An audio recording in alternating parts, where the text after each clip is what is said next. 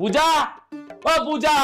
কি হয়েছে? সানের মতো চিল্লাচ্ছ কেন? হ্যাঁ, আরে শ্বশুর বাড়িতে সানের মতো চিল্লাতে তোমার লজ্জা করে না? কেন আমার লজ্জা কেন করবি? তুই আমার শ্বশুর হইস না ভাসুর হইস?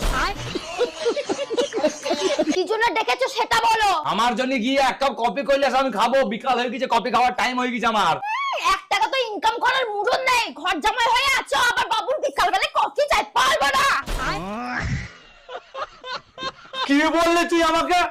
এই ঘরটা কোনো নিবংশে পারবো না, তুই আমাকে মারলি, তার আমি আমার মাকে ডাকছি। হ্যাঁ হ্যাঁ, ডাক ডাক তোর মা কে, তোর 14 গোষ্ঠীকে ডাক। কি আমার করলাম আমি দেখছি। দাদা ঘাটে পড়ো, তোকে আমি দেখাচ্ছি মজা। মা, ও মা, একবার নিচে এসো তো। কি হয়েছে কি? কি বাবা তুই